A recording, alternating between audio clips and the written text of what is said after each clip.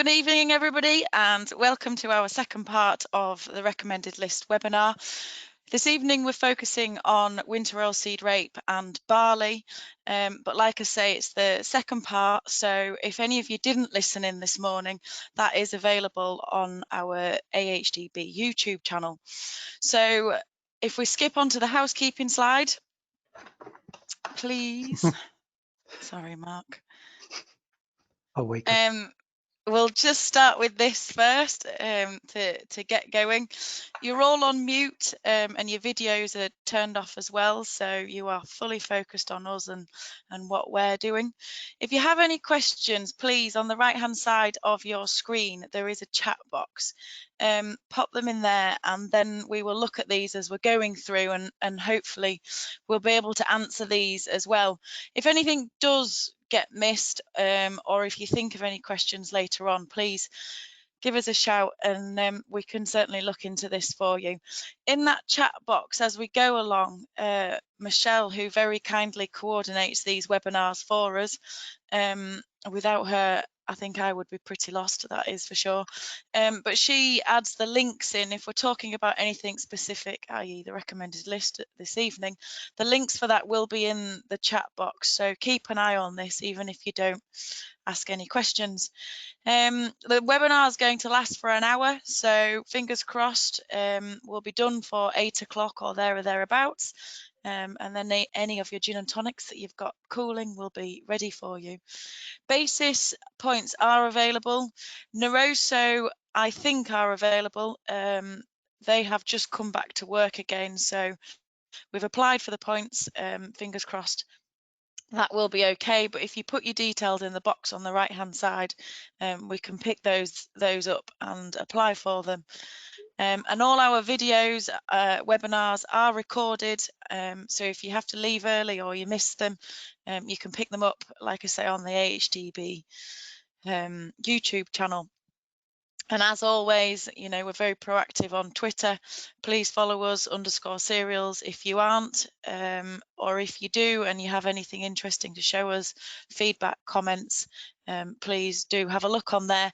And if you follow #MonitorFarm, it does also keep you up to date with what's happening with the Farm Excellence programme. So just regard your basis and Naroso points. To reiterate, if you put your account numbers or membership number, date of birth and postcode in the box on the right hand side. Attached to this webinar also, I've mentioned about the links being in the chat box, but there is 2 handouts as well, which Ellie and Catherine I'm sure will mention as they go through their presentations. So just to introduce everybody, put some names to some faces. If you weren't with us this morning, I'm Rose and I'm the Northeast Arable KEM for the area, working as part of the Farm Excellence programme. So with me this evening, we've also got Paul Gosling, Catherine Harries, Mark Bollerbacker and Ellie Marshall, who, as they give their presentations, I'm sure will tell you more about what they do. But please, you know, ask questions, get involved. Unfortunately, we are missing an awful lot of important open days this year, and the chances to visit all these trial plots and look at them in the field are going to be very limited, which is a pity because the weather's absolutely amazing. And I'm sure when we get going next year, it will tip it down with rain again and be colossally hard work. But so without further ado, we've got a video from Paul, who's going to introduce this evening's webinar and the recommended list.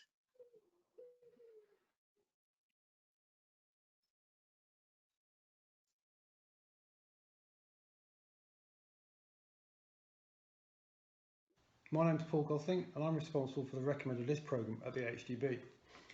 The Recommended List programme is the largest piece of work that AHDB does. As a consequence, we have a large group of people that work on the Recommended Lists. A technical or field team are responsible for procuring, inspecting and then ultimately deciding if a trial is fit for purpose. They see the trials throughout the year and as a consequence have a wealth of knowledge about how the trials and the varieties perform. The other team are the data team. They work in the office mostly and they crunch the numbers that come out of the trials. They also are responsible for producing the publications you see. You'll hear from both these teams later in the webinar. The other part of the jigsaw that makes up the RL are the crop committees. These crop committees, made up of breeders, growers, agronomists and trade representatives such as the maltsters and the millers, are ultimately responsible for recommending varieties. They're also responsible for deciding on what categories varieties should be judged. The lists themselves are old. They go back around 70 years, and they've changed a lot over that period, as you'd imagine. If we look back at a 1975 list, for instance, you'll see first of all that there's only a single page of data on each of the crops. There was also a significant limitation on the statistics available in those days, meaning that you could only compare a test variety with a control. You couldn't legitimately compare two test varieties, which is a big limitation. The other big change in 1975 has been the inclusion of the oilseed lists. And it's not only the lists themselves, also the comms have changed. The advent of the internet has enabled us to put the lists into a digital format and make them available to everyone all the time. And it's not just the lists. Behind the lists, it's the trial results, and you can find those on our website. You can also find the protocols by which we run the trials if you really want to see those. If you want to find the results of your local trial as soon as we do, you can sign up to our Harvest Results service, and you'll hear more about that later in the webinar. However, all this extra information isn't a positive thing for everyone. We sometimes hear that the lists are too long and that there's too much data. However, all the varieties are there on merit. We don't want to start restricting the list length on a purely arbitrary basis. However, the data we can do something about. Last year, in December, we released the first of our variety selection tools. These tools enable you to select down and hone in on the varieties that really suit your situation. They're available on our website and the RL part. The first one released was on winter wheat, and over the last few months we've released variety selection tools on all the other cereals. Eventually we'll also have oilseed rape. The other main development of the RL recently has been the advent of the RL app. This was released just last week. We were very excited by it, we think it's very good, and you'll hear a lot about it later in the webinar. So the recommended list has developed quite a lot over the last year, with a big shift towards digital. The recommended list is always looking how it can evolve, to become better, become more useful to levy payers, become faster, or be done more cheaply. It's always evolving. However, there are parts of the recommended list that will never change. Key one of these is its independence. For while AHDB manages the list and the breeders put a lot of resources into the list, producing the data that helps us produce the list, it actually is down to growers, agronomists and the trade representatives to actually select the varieties that are recommended.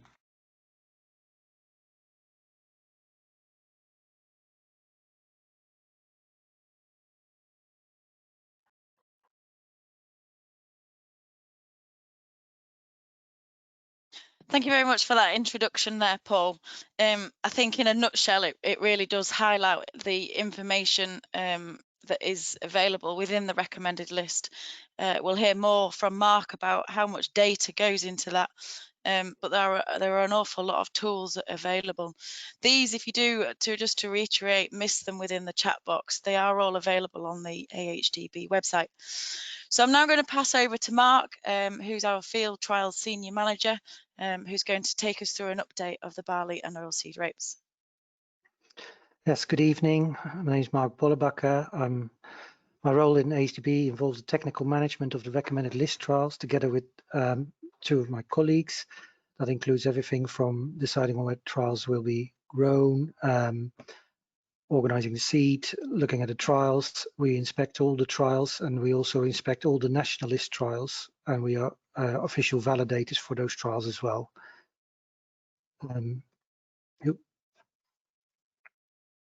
So today I want to talk about drilling and establishment of trials this season, current state of trials, inspection and validation on the COVID restrictions, pest and disease, and sort of a bit of what for the future, what next.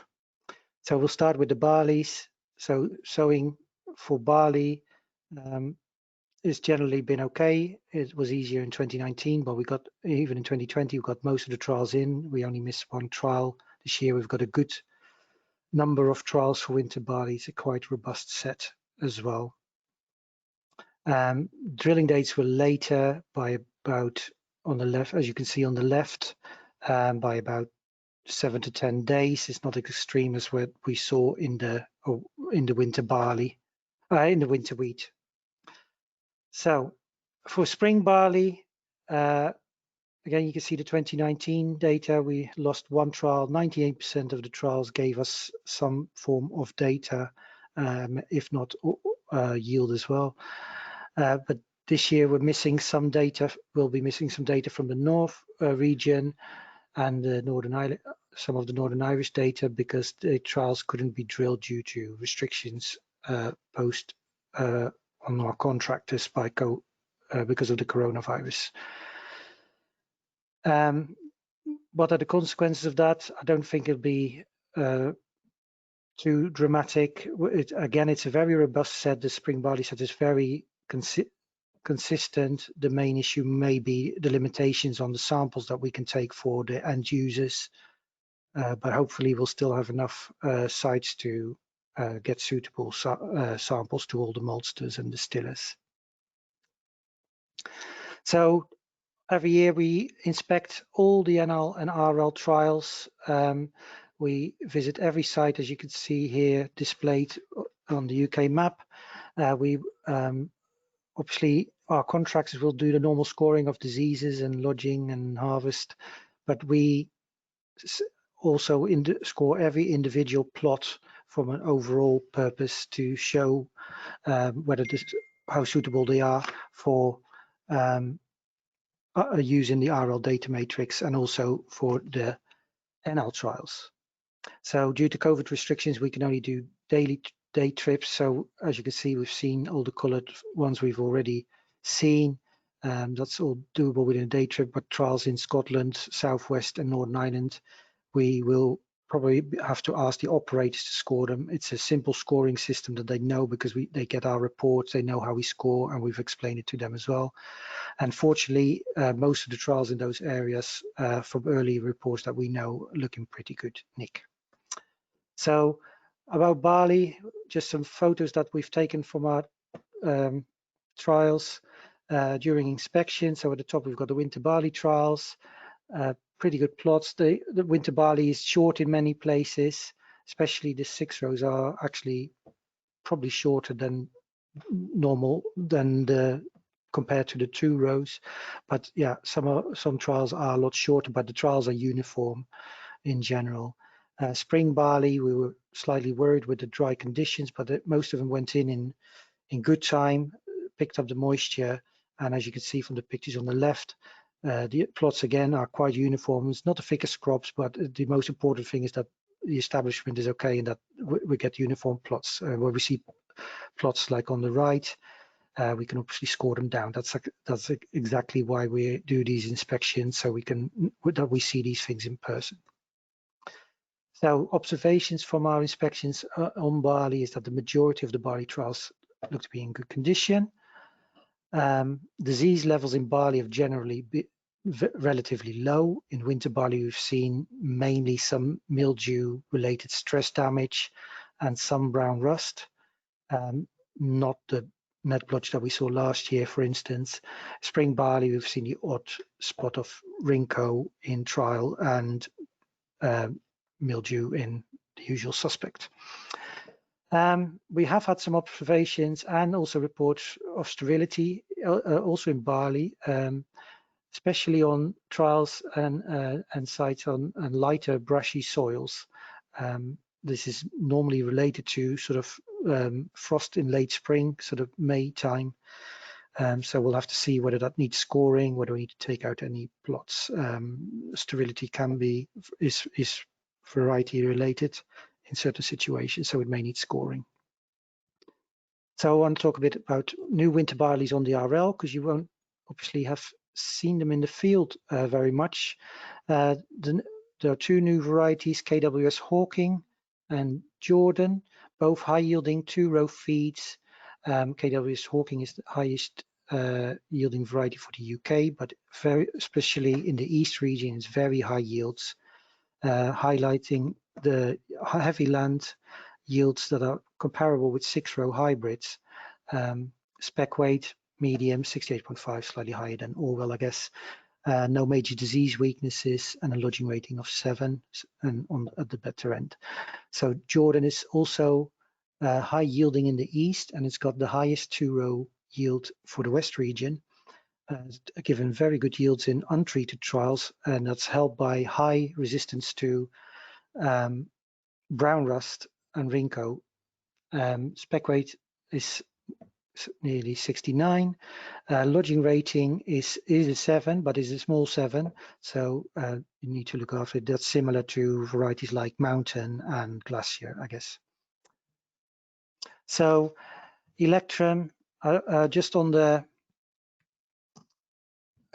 winter malting barleys. So we've had the recent update from the Malting Barley Council. SY Venture will be removed for 2021, or has been removed for of the approved list, but we've now got Electrum that's got full approval now. So quickly, just to show you how it compares to Craft. I think they look very different, but I think they actually share a parent. So in the main growing areas for malting barley, Electrum is slightly higher yielding, in the North region slightly lower. Grain quality characteristics are very similar, not just spec weight, also nitrogen and screenings. So Craft has better lodging resistance, although Electrum is still okay, but Electrum is early. It's earlier than Craft. It's actually one of the earliest on the list. It's the earliest two-row barley to mature. Disease spec is very similar. Rinco is slightly better on Electrum, and I think on the decimals, net blotch might be slightly better on Craft. Soil types, if you get to heavier land, then Electrum might just have the edge. Anyway, new approved by the MBC. So trends on the winter barley list that we've noticed in the that is one of them is that in the East region and on heavier land, some of these new, more recent additions on the two-row barleys are actually have comparable yields now to the popular 6-row varieties. I would say that these varieties do need careful PGR management. Not all the lodging ratings are it's not like Orwell, which still has very good lodging resistance, but these are a bit weaker in straw. But the yield potential on these two rows is quite phenomenal in the east. We would say that for the east and for the west and the north region, still the 6 rows significantly out yield the 2 rows in most situations. The other trend is that after a number of years with a downward trend is that we're seeing some varieties on the list with better spec weights again, which is obviously very good. It's very important character for winter barley. Obviously, Cassia is still the benchmark, is still the highest, but we're getting closer with listings from Libra, Flynn, Valerie, and SY Kingsbarn that are not too far behind. And as you naming these varieties, it is not just concerning 2 rows, this is 6 rows as well. There's clearly been an effort by the breeders to improve grain quality on 6-row hybrid varieties that is now starting to show. So for spring barley, there's a number of varieties came off the list. There's also a host of new varieties on the list. Breeding developments in spring barley see a continuing flow of high-yielding varieties. These six varieties have 4 with malting potential and 2 feed varieties, very high yielding. For the malting varieties, the macro scale testing will now take place, and that will greatly determine the success of these varieties. Just to update you on MBC approvals in spring barley, there have been no new approvals. Some of the approvals have been delayed because of the COVID restrictions. They couldn't finish the macro scale testing on time. So we're expecting some more decisions later this year. So just quickly, the MBC approved list that you can find on the AHDB website with Electrum now added. So what next with barley? Just things that might pop up important for next season. So 3 of the 4 last seasons, all with more extreme weather conditions, including prolonged dry spells. Now that has various implications for the RL, obviously, using 5-year lists. So the list is probably changing slightly, and it also means at the moment that these prolonged dry spells, especially in spring barley, that we're getting very little data on brown rust, lodging, mildew, because they've all been quite low level in our trials. So that could mean that the ratings are contracting and giving less differentiation. So varieties with BYD, another one that's should be looking out for it is that varieties with BYDV tolerance or resistance are starting to come through the NL and RL system. So we'll soon hopefully see some of those on the list. One of the things that we've been saying, especially in the wheat as well, with lots of things changing and the weather patterns changing, is if it ain't broke, don't fix it. If you have a variety that you trust, probably stick with it. If there is a problem, look at good alternatives, either in your locality or with colleagues, and check out our variety selection tools, which can help you pick the right variety for your area. As what we always say with spring barley, with malting barley, always check with your end user whether which varieties they will take. So that's all I can say about barley in this short amount of time. So we're going to have a quick look at the Oilseed rape trials. This is a completely different story, which sort of reflects what we're seeing in on farm. So in 2019, we had quite a troublesome year with RL trials where we lost a lot of trials. In the end, we still managed to successfully get data from about 2/3 of the trials. Either yield or other data. In 2020, this trend has continued downwards with losing a lot of the trials, mainly due to the combination of drought and flea beetles. So the success rate is coming down. We've got a lot of abandoned trials for the east-west region, and this is clearly of concern.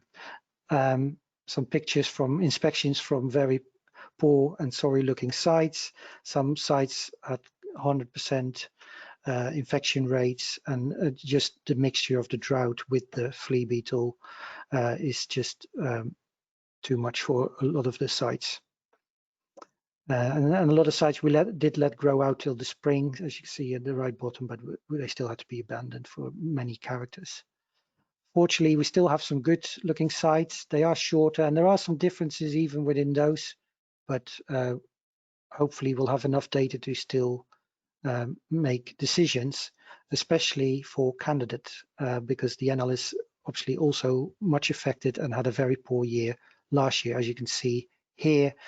So this is actually the success rates over the last 5 years. You can see the difference between the east, west, and the north, which is quite dramatic. There's obviously less trials in the north, but they're still very successful. But from 2015 to 2018, our success rates were actually going up, because in 2015-16 we're sort of getting used to these flea beetles damage, and a lot of the trials were still rejected, but then we started learning how to score them and how to deal with them, and our success rates were going up.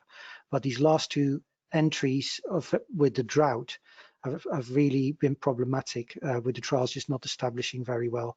Now the forecast at the moment is that if we only get the trials that are good to satisfactory at the moment, that these are very dramatic numbers. And obviously, because for the NL1 to only have probably 4 data points, and then in the NL2 only a few more, that would give us very little room for maneuver when deciding on which varieties to put in our RL trials. There are some trials that were of concern earlier that we are going to take to Houston and look at the data, and that could obviously put these averages up a bit. But as you can see, that is quite problematic for us. What can we do about it? Early drilling is quite difficult for us because we can't really drill before the decisions are made. Otherwise, the trials become, which are already very big, become even bigger. So for us, early is the sort of 16th of August, 17th of August. There's now more talk about drilling later, so people will. We have some operators that do want to try that out. We're obviously going to try many different things to see how we can improve these success rates. Things that are, there's not just all flea beetles, there are other issues as well that we're seeing in the trials that might affect your oilseed rape crops, and some of these are getting quite dramatic. So we've seen the entries, the new entries with the TOIV resistance, and in the first few years that we have had those on the list on specific recommendation, we couldn't actually see any good yield differences. But the last few years, we can see at the top of the list is a lot of TOIV resistant varieties. And as you can see, we have 1 or 2 trial sites where the effects of TOIV are becoming more and more obvious.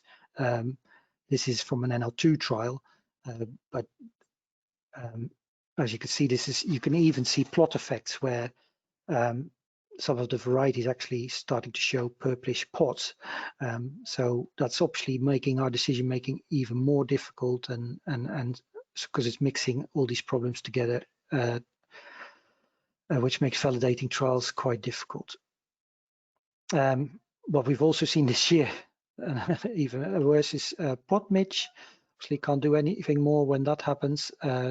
This trial had actually been sprayed for it. And yeah, it's that this site actually had quite high levels, even had been sprayed for it twice. So yeah, this is my update on the trials. This is actually the first year in Oilseed rape that we are starting to see good varietal differences between varieties that are related to cabbage stem flea beetle and drought, but it's not. We haven't got the numbers definite yet, but the main trend that we're seeing, and that's probably as much as I can say at the moment, is that the conventional varieties at the moment look more affected than the hybrid varieties. That's and they are consistently looking worse affected, but in actually good looking and in abandoned trials. So that's Rose. I'll hand back to you. Thank you very much, Mark. I'm sure if we gave you 6 hours to talk about what's happening on the recommended list, you could. No, you're fine. You definitely. It just highlights how much work goes into the RL, and the trends that we're seeing in the oilseed rape are very, very interesting. Just one quick question, and Catherine, while you're there as well, I don't know whether you can highlight any more on any dressings that are recommended for oilseed rape, especially seeing as hypo-duet's gone. And well, Catherine, I don't know if you want to say something. I'm not aware of. Yeah. I'm not aware of any fungicide. Yeah. Sorry. Go ahead. Yeah, in our we've actually going back to completely untreated, because we actually noticed that in the trials, because we actually found that the untreated seed was germinating quicker than the treated seed, and we were just completely focused on getting it emerged quickly and growing quickly. So we've taken all dressing off, and that's also for the nationalist trials, until we get a really good replacement, if it ever happens. Would you add anything to that, Catherine? You any comments about micronutrients or anything? Yeah, I'm only aware of micronutrient seed dressings for oilseed rape at the moment. I don't think anything's registered, and I don't know the efficacy of them or what they do. AHDB doesn't test seed treatment, so yeah, nothing available at the moment for fungicides.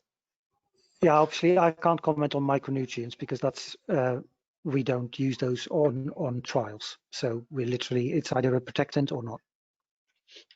Fab. Thank you very much. So Catherine, I will now pass over to you. Thank you. Okay, thank you, Rose. So good evening. My name is Catherine Harries and I manage disease work at AHDB. So I'm responsible for the recommended list ratings. In the webinar this morning, we spoke about wheat, yellow and brown rust ratings and the changes coming. But tonight we're focusing on clubroot of oilseed rape and ramularia of barley. So starting with clubroot. Clubroot is a soil-borne disease which lasts a long time in the soil. It reduces oilseed rape yields by forming these nodules on the roots, which reduces water and nutrient uptake. And there are a few ways to manage the disease, one of which is varietal resistance. So the varietal resistance used in all oilseed rape varieties comes from the same source, and this is called Mendel resistance. And it's a single dominant gene, so like with yellow rust, is prone to breaking down and becoming ineffective. Now, normally this isn't such a problem as there are in other diseases, because there's other genes available which can be bred into varieties and provide resistance if one of them breaks down. But for oilseed rape, for clubroot, at the moment, we only have the Mendel resistance gene. So it's very important we preserve its efficacy, otherwise we won't have anything else for controlling clubroot through varieties. So one way to preserve its efficacy is to only grow clubroot resistant varieties on land where clubroot is causing a problem.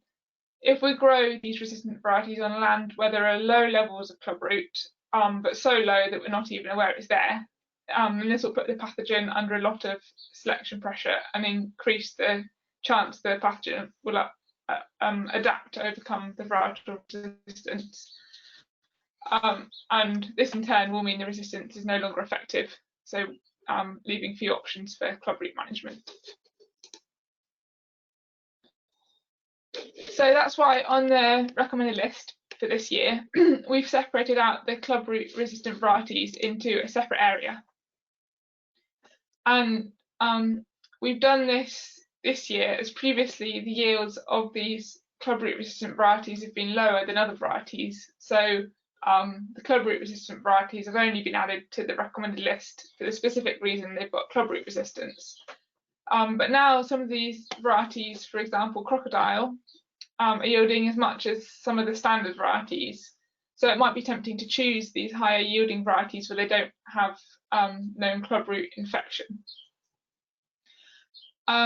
So as I say, we've separated out these varieties on the oilseed rape recommendation page and added a note to explain that even these higher yielding clubroot varieties should only be grown on land infected with clubroot. And the note says that these varieties should only be used in line with current AHDB clubroot management guidelines to help reduce the risk of resistance breaking down. So what are these guidelines? If you head over to the AHDB website at some point, there's a whole page looking at clubroot and lots of information about it. But the main guidelines that it specifies are the following. So early detection is important. So if you can identify patches of poor growth or establishment in your oilseed rape crop and diagnose the cause, for example, by looking at the roots, so digging out plants, or by doing a soil test, then this means you can get on top of the disease much quicker. You should practice good hygiene, so minimise soil and water movement around the field and around the farm, as this will move the pathogen around. Maintain a soil pH above 7, so for example by applying lime, and this helps to reduce the symptom severity. Extend the rotation to at least 4 years between susceptible crops in clubroot infected land will help reduce the risk. And it's also important to control weeds and volunteers, and you should do this early as they're susceptible and will spread the infection. So that's all I've got to say about clubroot. If you've got any questions, there'll be time at the end, but I'm going to move on now to talk about ramularia. So ramularia is a disease of barley, and it causes these brown spots. It's quite a tricky disease, as you can only see the symptoms after flowering, and so any fungicide applications, all fungicides have to be applied before flowering. So the programs have to be based on disease risk, and if you've seen the disease in previous seasons. It's a stress-related disease, and we don't fully understand why sometimes disease symptoms develop and sometimes they don't. And historically it's been worse in Scotland, but now it's a problem in most of the UK. There aren't very many ways left to control it, as it's developed resistance to fungicides very quickly. And the most effective fungicide was the multi-site chlorothalonil, but obviously this has now been banned, so it isn't an option. And I just wanted to do a bit of a poll, which is one of the features of these webinars, to see what people calling into this webinar have experienced with ramularia. So Michelle, if you could launch the poll. So you should be able to click on an option. Are you concerned about the control of ramularia now chlorothalonil is no longer available? So yes, no, or you've not had ramularia on your farm before, so you're not concerned. So if you could click your option, and in a moment we'll look at the results.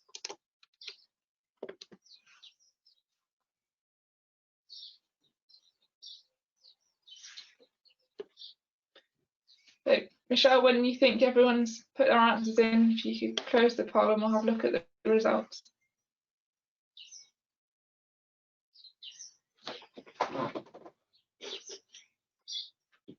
Okay, so it's a bit small on my screen, I can't see it, but I can see that most people have said they are concerned about its control. And a few people have never had it, so that's good. At least some people have not had it yet. So that's really interesting, actually. Thank you for fitting that in. So yeah, I'll go on to talk a bit more about options and what we're doing at AHDB for ramularia. So we were, AHDB in the recommended list, were producing disease ratings for spring barley between 2013 and 2018, and for winter barley just in 2018. But we did a thorough review of the data in 2018 when it became clear the ratings weren't always an accurate reflection of what we were seeing in the field. And what we found is there's a very strong variety by environment interaction. So this means that the same variety performs very differently compared to other varieties in each trial. And even in trials that were just a few miles apart, varieties perform very differently in each one. And this chart shows the range of disease that different varieties got in trials between 2017 and 2019. So along the side, we have ramularia disease level, and that's not on a percentage scale, that's just relative to each other. And along the bottom we have the different varieties. And these varieties with an asterisk are control varieties that we included as they're known to be susceptible to ramularia. But they're only included in a few trials, which is why we don't have very many data points. So each of the different colour spots is a different trial and shows the disease levels for all the different varieties in that trial. The varieties are ordered so that the varieties on the left are those that had the highest average levels of disease, and those towards the right are varieties that had lower average levels of disease. But you can't really easily see this from looking at this large range of data, because there's a huge range of disease in every single variety, even the ones towards the right. And we don't know why we're getting this, why we get this huge environment by variety interaction. We really need to get to grips with the biology of the pathogen to understand why this is happening to such an extent. But this just shows really how misleading it would be to do disease ratings, because we calculate the disease ratings on the average percent disease. So these varieties would get high ratings and these varieties would get low ratings, but you can see there's just such a range that it wouldn't be representative necessarily to generate ratings from that. and there's just not that much difference anyway between the average disease. But we can see that these susceptible varieties are getting on average the highest levels of disease. So that's good news, because it shows that breeders have done a good job to reduce susceptibility from susceptible to a mix of moderately susceptible varieties, which we have at the moment. Oh, sorry. We also had a problem when generating the RL ratings, that ramularia is an extremely difficult disease to identify and assess, as it can be confused with so many other diseases and abiotic spots. As you can see, this is just abiotic spotting, not related to disease. This is necrosis caused by mildew. This is net blotch, and this is the spot form of net blotch. And all of these symptoms are really easy to confuse with ramularia, and it's really difficult to diagnose what's actually causing them. So, as with wheat, we've done some extra training for the trial operators to help improve diagnosis and make assessments more accurate. And we've produced, in collaboration with Neil Havis, we've produced a YouTube video which you can go and watch if you're interested how to ID and assess ramularia. And we've also had Neil Havis going to assess many of the recommended list trials for ramularia, so that we get some really good quality data. We can really help to understand what's happening with this disease. And that video can be found on the AHDB YouTube channel. So, because we wanted to do something to try and generate ramularia ratings, in 2018 we removed them from the list in 2018, and then made the decision to keep working on it.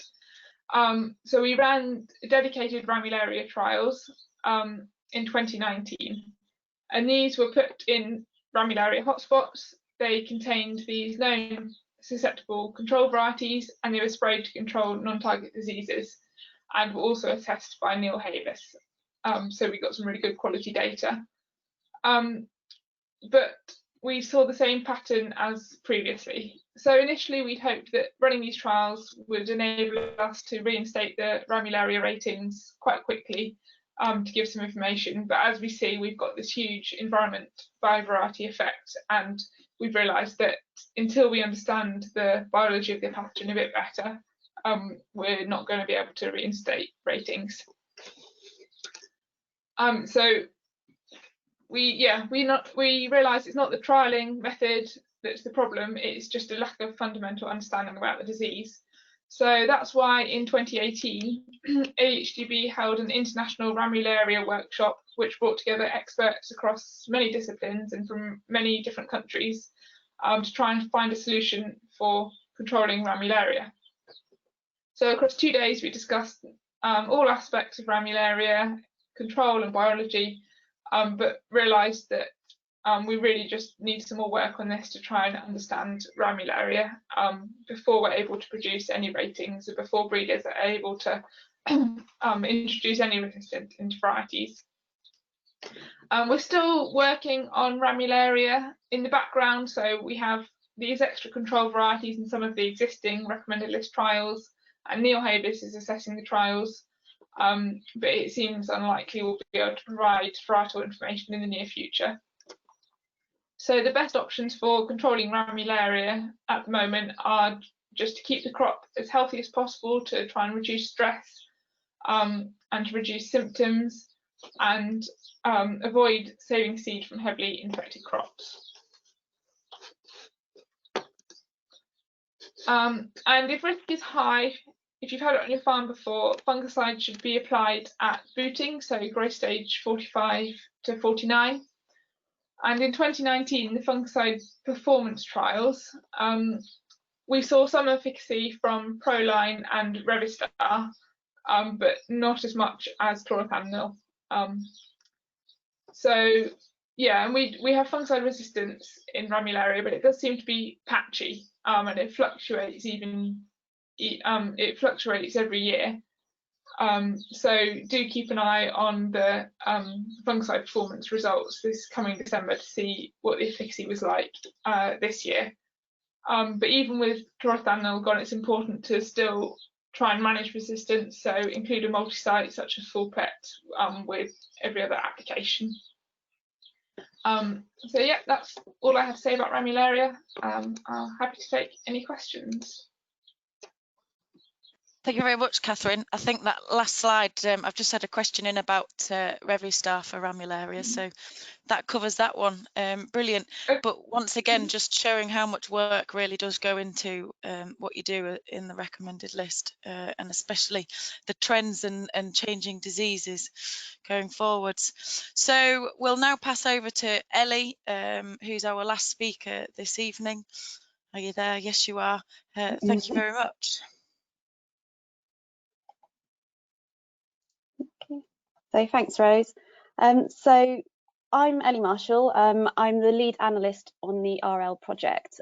So myself and my team are responsible for the processing and the analysis of all of the recommended list data, and also publishing this data to make sure it's accessible to you as well. So I'm going to give a short overview on the harvest results. So the work which goes into presenting this data and how you can get access to it throughout the summer. So across all crops, the RL project supports around 200 treated and untreated yield trials each year. And once these harvest results have been received from our trial operators, we aim to make these results as available to you as soon as possible. But there is a lot of preparation which goes into producing these results. So all of our trials are scrutinised by experts throughout the year. This is through trial inspections by Mark and his team, trial maintenance and data collection from our trial operators, and also statistical and technical validation once we've had the results. And this is really all to ensure that we're publishing the most reliable data out to the industry. So as Mark mentioned, in a normal year, all of the RL trials are inspected by our team of technical experts. So they're out on the road at the moment, really trying to get to each of these trial sites. And they're inspecting each of the plots, and they're assessing the plots for effectiveness of any fungicides, plant growth regulators, fertilizer applications, and also the uniformity of the trial. And what they're really looking for is to ensure that the trials are fit for purpose and that they're likely to generate good data for RL purposes.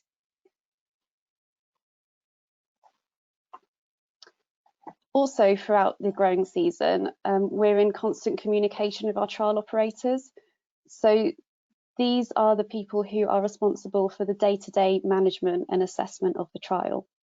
And they submit their data regularly to our team of data analysts throughout the year. So initially, they're providing information about the trial site. Then the plot assessments at the beginning of the year, such as information on establishment or any recordings of pest damage. And this really allows us to build a picture of all of our trial sites and how each of the crops are progressing.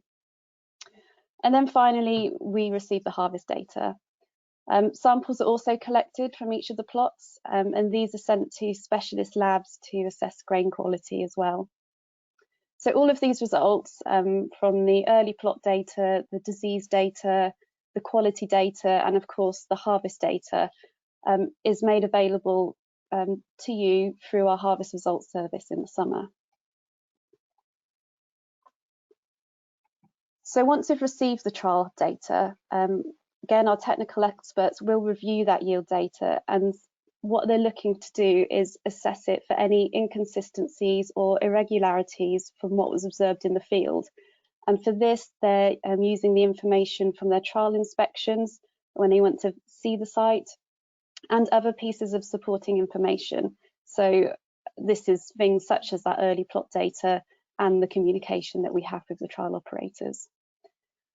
We also perform two types of analysis to assist with the validation of each trial. So firstly, we run a within trial analysis, and this is really to assess the variability of the data between each plot of the trial. And then we'll also run an over trials analysis. And this is where we're comparing the results for the trial as a whole against the other yielded trials for that crop. And this really allows us to see if the trial is performing consistently with other similar trials. And we have also found that this over trials analysis can help us pick up any regional trends as well. So there can be occasions where we receive the trial data and it can look unusual when compared to other trials.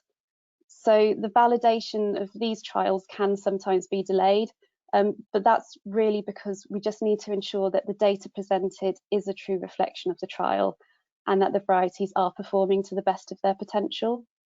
So if we have trials like this, they're only validated once we've given it a further statistical or technical review, and that the validators really are satisfied that the results of these are a true representation of how the varieties are performed under that particularly specific trial condition.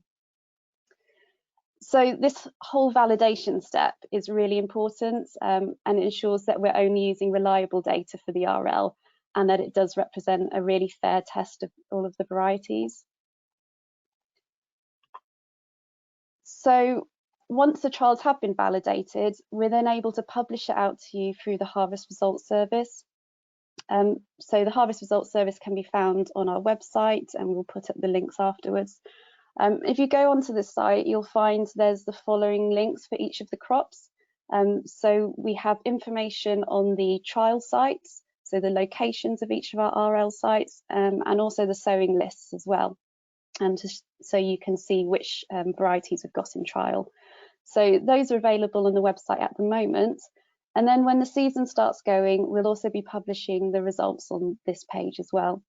So we produce this in two formats. We have the harvest results document, which gives the data for all of the valid information from the trials. So this is information such as disease, the plot data, the quality data, and the yield. And then we also produce a smaller file, which is a yield summary, and this file only shows the yield data.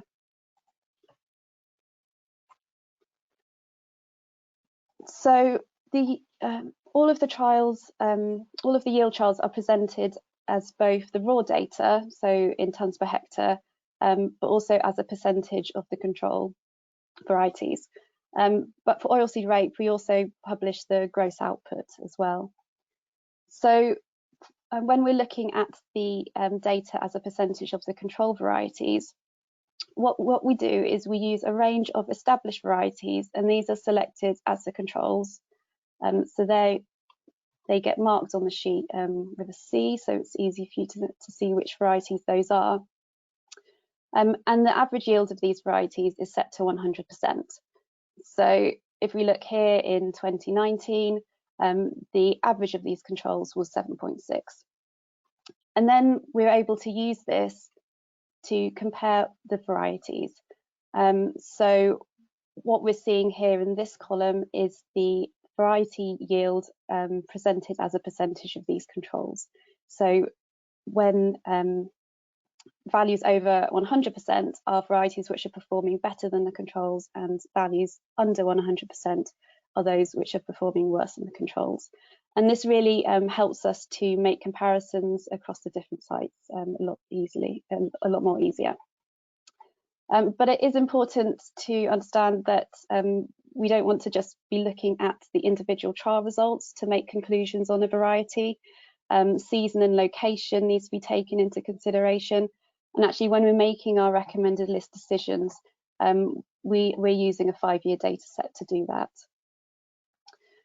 So whilst the majority of the data that we present in the harvest results is from the current year's trials, for the yield information, we do actually present the 5-year data as well.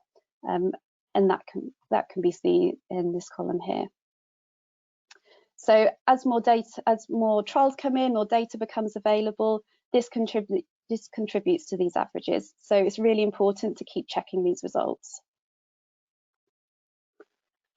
So to help you keep up to date, we send an email to those who are subscribed to the Harvest Results Service. We send this out when we've got updated results and also variety commentary from our variety experts, which will be available on the website. So if you want to subscribe to this service, you just need to fill in one of our keeping in touch forms. And again, a link for that will be available at the end of this webinar. So that was the harvest results service. The next thing I wanted to update you on is the latest release for the RL. So as Paul mentioned at the beginning of the session, the RL has been undergoing a bit of a digital revolution lately. So it started with our suite of variety selection tools, which we first launched back in December. And I'm now really pleased to let you all know that last week we launched the Recommended List app. So the app is an evolution of our RL Pocketbooks, which you might have picked up at this time of year during the summer events. So now, instead of having to carry around each of these books, you can download the information into your mobile, and you'll always be sure that you've got the most up-to-date information. So the app is available on both Android and Apple platforms. So if you wanted to head over to the App Store or the Google Play Store and download it, you just need to search for AHDB Recommended List. I'll give a little bit more information and then I'll run through a quick demo of some of the key features. So the app covers all of our recommended, described and candidate varieties, and this is across all of the crops that we currently trial. It's free to download on both of the platforms. One of the really important things about this app when we were designing it is we wanted it to be able to work offline. So you only need to have internet access to download the app and then from time to time get the updates to push through. But if you're out in the field and you want to check something on one of the varieties and you don't have any signal, the app will still load and it will still work. We also designed it to give you a similar experience to what you're getting currently with the Pocketbooks. So what I'm going to do now is just play a little demo for you to run through some of these main features.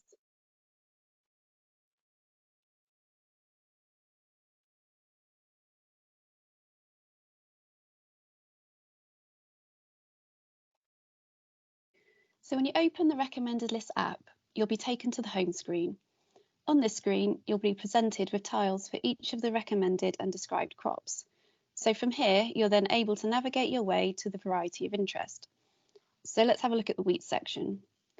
So once you select the crop tile, you're taken to a set of menus, and from here you can navigate through the recommended or candidate varieties, then the variety type, until you find your variety of choice.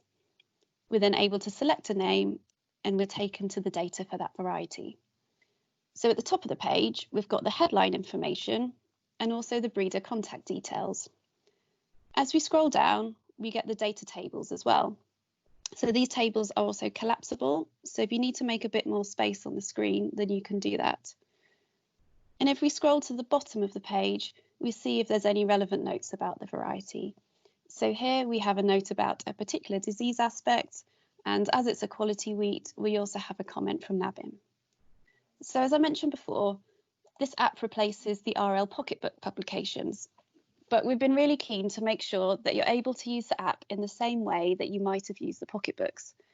So in the hard copy Pocketbooks, you might have wanted to highlight key information, scribble down some notes about a variety, or even bookmark some of your favourite varieties. So you can do all of this on the app too. So to highlight a row of interest, simply tap the row and it turns green. Then when you come back to this page in the future, this row of particular interest will remain highlighted. If you want to add a note to the page, you can scroll down to the bottom and hit Add Note. You can type in your note in the box and save it, and it gets saved down here at the bottom with a date stamp. So you can also go back into the note to edit it just by tapping on it and then saving it again. And if you no longer need the note, you can delete it by just pressing the trash can there. So and finally, if you have a variety which you want to keep coming back to, you can add this to your favourites list. So this might be like folding down a corner of a page in your Pocketbook. So to do this, simply scroll to the top of the page and hit Add to Favourites. Once you've done this, you'll notice a green star at the top right of the page, and a 1 has been added to this favourite star at the bottom. So if we head over to the favourites area, we'll see that KWS Sciat appears here along with all of the other varieties I have saved in my favourites. So this means the next time you enter the app, you can head straight for the favourites section and then straight to your variety of choice without having to navigate through too many menus. There's various ways you can sort varieties on this page, so either by date added, A to Z, or by the crop. And if you want to remove a variety from this list, simply swipe left and hit unmark. So the other way to find your variety of interest is through the search function. And there's 2 ways to use this function, either by scrolling through the varieties for each crop or by typing in the name of your variety in the search box. So the final function I want to highlight is the automatic updates. One of the limitations of the printed pocketbooks is that some data can quickly become out of date. And this happens in candidate varieties, where we're only able to publish the data for each variety once that variety has been added to the national list. So if we have a look at one of the wheat candidates, we have SY Clipper here, which has not yet been added to the NL, and so we can't publish the data. And we see this little label here, which you might be familiar with from the printed pocketbooks. However, with the app, as soon as we have the notification that the variety has been added to the NL, we can push through an update. So you will always have the most up-to-date information. This will happen silently when you open the app, so you won't get bombarded with lots of notifications every time this happens. So the app will also have a major update annually around January time after the new recommended list is released. So you'll receive a notification when the app is ready for this major update. And once complete, the year at the top of the home screen will also update, so it's very clear as to which year's data you're viewing.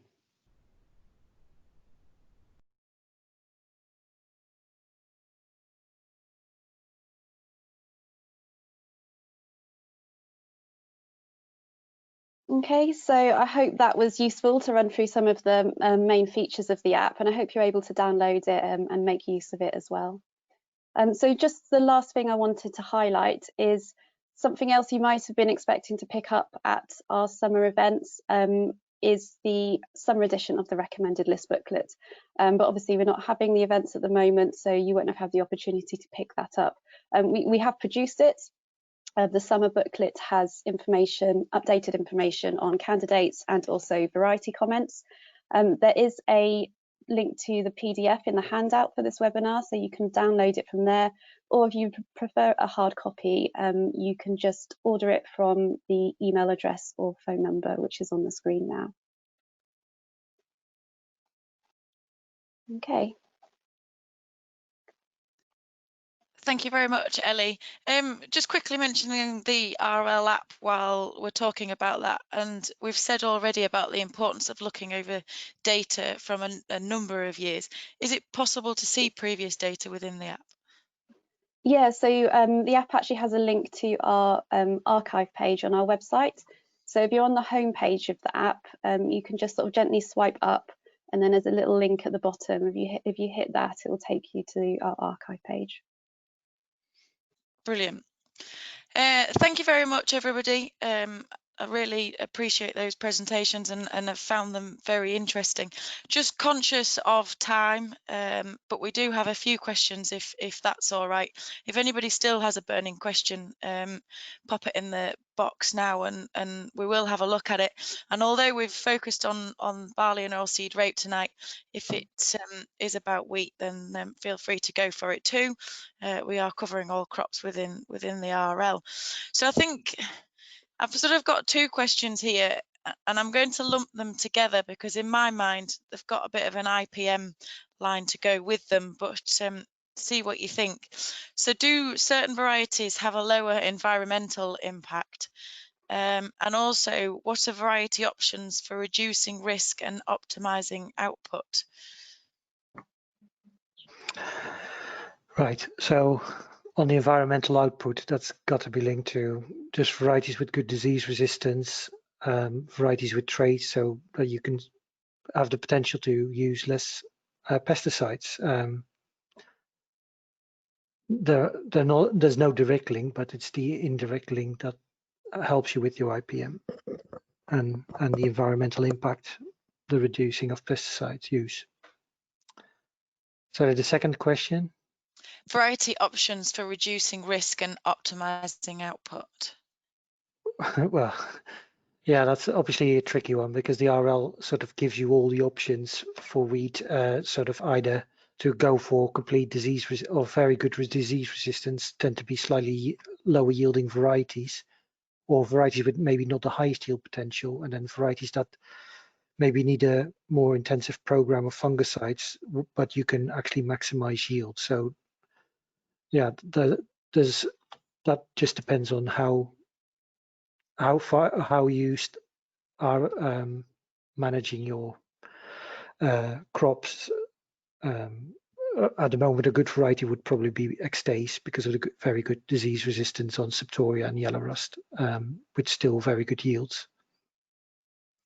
I think it comes back to what you were saying earlier, doesn't it, Mark, about deciding your objectives and then looking at the varieties after that, and also utilising the selection tool as well to pull those out.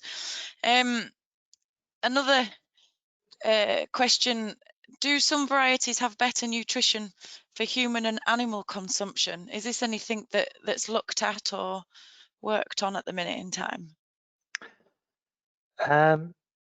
No, that's in part because that isn't really covered by the grain levy. The feed nutrition, obviously for human consumption, it's a bit like a bread wheat or a biscuit wheat, but for the feed, the animal feed, there's no research within AHDB, I think, going on that. We have tried to discuss that with other sectors in AHDB, but it's never really taken off. So it is a bit of an oddity that anything that's not considered to be a malting variety or a bread variety is called feed. There's no actually, it's not selected because it's good for feeding. It should be called other. And then, conscious of time, one before I wrap up and finish off, one last question. Why don't we have any net blotch ratings in spring barley? That was something that came out of the RL look ahead, took place a couple of years ago, and we did look to see if we had enough data to generate ratings. We didn't have quite enough, so we're looking into how we could maybe do some more trials and with the eventual aim of generating ratings. So yeah, we are looking into that, but we don't have quite enough information about it at the moment. Brilliant, thank you very much. If you wouldn't mind just skipping on a slide for me, Ellie. So just we've mentioned the whole way through about the tools that are available and the resources from AHDB. Please, if you don't click on any of these now, if you get stuck, feel free to get in touch with me or visit our website. But just to reiterate that the recommended list books are still available this time, even if unfortunately you don't get to visit any of those trial sites. So just to finish with then, if you wouldn't mind going on one more. There will be a survey that comes through after this webinar. If you could please just fill that in, it's really appreciated. I think going forwards, we're certainly going to see a lot more of these webinars. We're all going to certainly have to learn to become a little more au fait with them. But your feedback is appreciated to make sure that these events do run smoothly and you get the information out of them that you would like. And I'll mention again that it has been recorded and will be available on the AHDB YouTube channel. And then, like I say, any further questions or anything you've missed, please feel free to drop me an email and I will follow that up for you. don't forget your basis and Naroso points in the chat box on the right hand side. The next webinar, pre-harvest preparations, that's on the 1st of July, 7 o'clock again. If you follow through to the AHDB events page, the link's there for you to book on. So please join us again. Michelle, thank you very much for coordinating this. I can't tell you what a big help you are. Ellie, Mark, Catherine, thank you all very much.